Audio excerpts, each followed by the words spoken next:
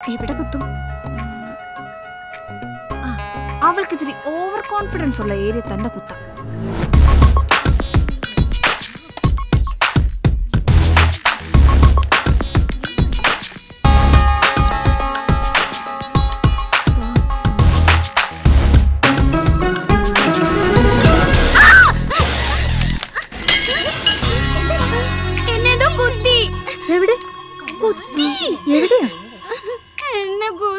പറഞ്ഞോളൂ കുട്ടി, എവിടെയാണെന്ന് പറയൂ. ജീലു എബ്രഹാം മേറ്റൻ അന്വേഷിക്കുന്നു. ഡൈനിങ് ടേബിളിൽ നിന്ന് ഇമാൻസിനെ വിളിച്ചു വരുത്തി കാശ് ചോദിക്കാന്നൊക്കെ പറഞ്ഞാ അതൊരു വകയാണെന്ന് അറിയാഞ്ഞിട്ടല്ല കുട്ടി. മുകളിൽ നിന്ന് ചോദ്യം വരുമ്പോ ഐ ഹാവ് ടു ആൻസർ. താമസക്കാരിൽ അധികവും ജോലിക്കാരികളാണ്. അവരുടെ കാശ് കൃത്യമായി കിട്ടുകയും ചെയ്യും. സ്റ്റുഡൻസിന്റെ കാര്യം പറയുമ്പോ ജീലു ഒഴികെ എല്ലാവരും. ജീലുവിന് ചില സൈഡ് ബിസിനസ്സുകളൊക്കെ ഉണ്ടല്ലോ. അതുകൊണ്ടൊക്കെയാണ് ഒരുവിധം പിടിച്ചു നിൽക്കുന്നത്. സെമിസ്റ്റർ ഫീ കൊടുക്കേണ്ടി വന്നു. പിന്നെ അപ്പൻ്റെ ട്രീറ്റ്മെന്റ്, അതിൻ്റെ എക്സ്പെൻസ് ചില നേരത്ത് പ്രൊഡക്റ്റബിൾ അല്ല. 2 മാസമായി വീട്ടിൽ നിന്നുള്ള. ഞാനെന്തായാലും ഈ ആഴ്ച തരാം മാറ്റർ.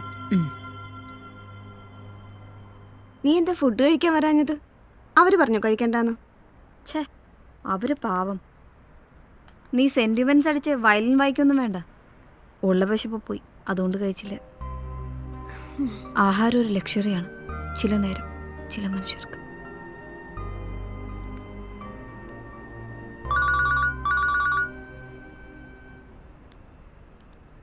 ലേഡി, നിന്റെ അമ്മയാ? അമ്മയോ? ഈ നേരത്തോ? അമ്മ,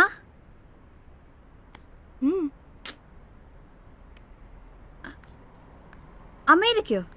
അതെങ്ങനെ? അമ്മേ, നമ്മുടെ അടുത്ത ബന്ധുക്കൾ ആരും അമേരിക്കയിലില്ലല്ലോ. അതില്ലാതെ എങ്ങനെ റെസിഡൻഷ്യൽ വിസ കിട്ടും? അത് പ്രയാസ.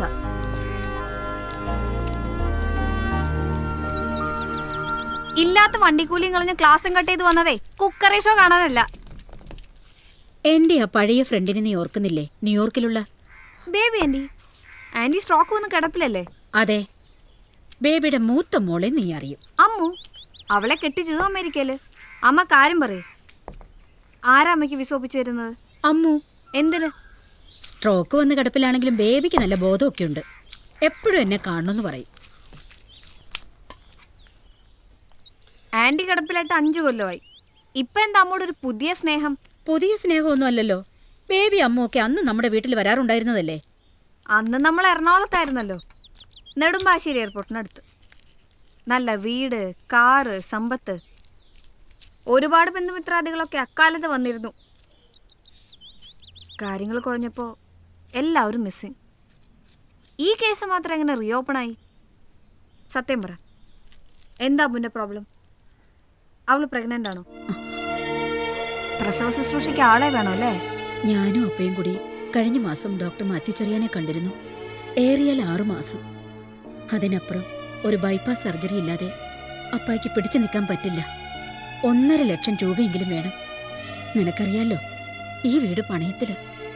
കാര്യങ്ങൾ അങ്ങനെ തട്ടിമുട്ടി നടന്നു പോകുന്നു എന്നല്ലാതെ എന്തെങ്കിലും അരുതാത്ത് വന്നു പോയാ നമ്മൾ എന്ത് ചെയ്യും മോളെ? അമ്മുവിന്റെ കൂടെ ഒരു 6 മാസം മതി. അത് കഴിഞ്ഞാ വേറെ വീടുകളിൽ പ്രസവ ശുശ്രൂഷയ്ക്ക് ആളെ വേണം. നിന്റെ പഠിപ്പ് കഴിയുന്നതുവരെയെങ്കിലും ഞാൻ അവിടെ നിന്ന് പറ്റിയ നിന്നെ അങ്ങോട്ട് കൊണ്ടുപോകാൻ എളുപ്പമാണെന്ന് അമ്മു പറഞ്ഞത്. നീ പോയി കിട്ടിയാ പിന്നെ ഇളയത്തുങ്ങളുടെ കാര്യം സേഫായില്ലേ? എന്റെ അമ്മേ, കാര്യം കാണാൻ ഇവരെ പോലുള്ളവരിങ്ങനെ പലതും പറയും. പേറും പിറപ്പും കഴിഞ്ഞ കുറെ പഴയ ബെഡ്ഷീറ്റും തലേണക്കാറും ഏറിയ 10,000-50,000 രൂപയും തന്ന് അവരമ്മയെ പറഞ്ഞു വിടും. നമ്മുടെ പ്രശ്നങ്ങൾ അതുകൊണ്ടൊന്നും തീരില്ല. പുതിയ പ്രശ്നങ്ങൾ ഉണ്ടാവും. അപ്പ അറിഞ്ഞു? അയ്യോ ഇല്ല, നിന്നോട് പറഞ്ഞിട്ട് പറയാമെന്ന് കരുതി. നന്നായി. അപ്പയ്ക്കത് സഹിക്കാൻ കഴിയില്ല. നമ്മൾ ഇനി എന്ത് ചെയ്യും മോളെ? നീ ഒരു ഫോൾസ് പ്രസ്റ്റീജിന്റെ പുറത്ത് വേണ്ടെന്ന് പറഞ്ഞു. ഉഴുന്നോടെ വിറ്റ് നടക്കുന്ന എനിക്ക് എന്ത് ഫോൾസ് പ്രസ്റ്റീജ്? പുറത്ത് പറയാത്ത ഒരുപാട് രോഗങ്ങളുടെ കൂടാണമ്മ. അതുമല്ല, ഒറ്റയ്ക്ക് വേറൊരു രാജ്യത്ത് പോയി ഇത്തരം ജോലികൾ ചെയ്ത് പിടിച്ചു നിൽക്കാൻ കഴിവുള്ള ആളുമല്ല. പിന്നെ അപ്പയുടെ ബലത്തിൽ അങ്ങനെ നിന്നു എന്നല്ലാതെ. അതുമല്ല, അമ്മ പോയാൽ അപ്പയുടെയും പിള്ളേരും കാര്യം ആര് നോക്കും? പക്ഷെ അപ്പയുടെ ട്രീറ്റ്മെന്റ് അതിനൊരു സൊല്യൂഷൻ ഇല്ലല്ലോ. ഞാനിവിടെ മെഡിക്കൽ സെന്ററിന്റെ ഡയറക്ടറെ പോയി കണ്ടു. ഇൻസ്റ്റാൾമെന്റ് പേയ്മെന്റിൽ ബൈപ്പാസ് സർജറി നടത്തുന്ന ഒരു സ്കീമുണ്ട് അവർക്ക്.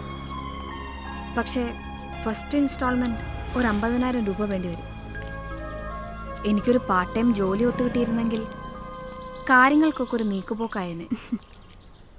സെക്കൻഡ് ഇയർ BCA സ്റ്റുഡന്റിന് എന്ത് ജോലി കിട്ടാനടി? രാമസ്വാമി ആര്?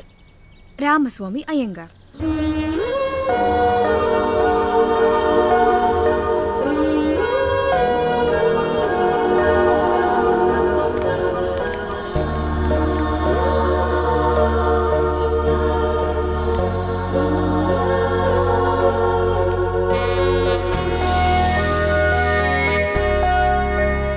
Sir sir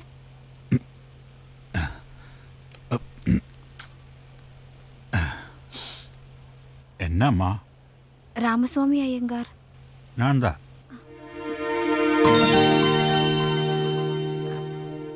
സാറിനൊരു മകനുണ്ടോ? எனக்கு கல்யாணமே ஆவலே அம்மா. Chronic bachelor. അമ്മ ഉനക്ക് എന്നാ വേണോ? No duplicate business, only original. Tamil, Malayalam, English, Hindi. ഇതൊരു സോഫ്റ്റ്വെയർ കമ്പനിയാണെന്നാണ് അയാൾ പറഞ്ഞത്. ആയിരുന്നു വൺസ് അപ്പോൺ എ ടൈം. ഒരു അമേരിക്കൻ കമ്പനിയുടെ ഔട്ട്സോഴ്സ് താ ഇങ്ക സെഞ്ചിട്ടിരുന്നത്. US കമ്പനി ക്ലോസ്, ഞാനും ക്ലോസ്. ജീവിക്കാൻ വേണ്ടി വീഡിയോ ലൈബ്രറി തുടങ്ങിയാച്ച്. ഇതും രക്ഷയില്ലേ. Multiplex, YouTube, download. യൂത്ത് കെട്ടുപോച്ചമ്മാ. അതിരിക്കട്ടും, ഇത് സ്റ്റിൽ ഒരു സോഫ്റ്റ്വെയർ കമ്പനി എന്ന് യാർ സൊന്നേ? ഒരു തിരുട്ടുമൂഞ്ചി.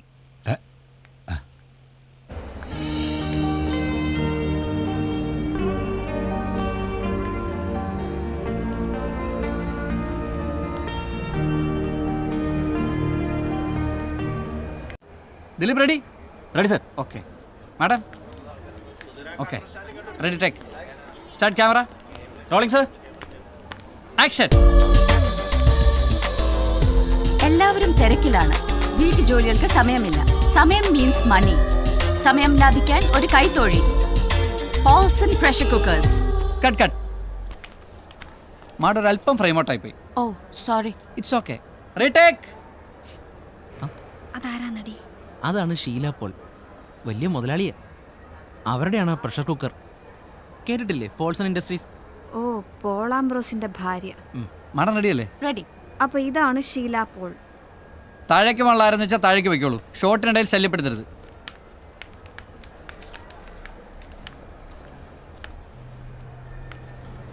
ഉം.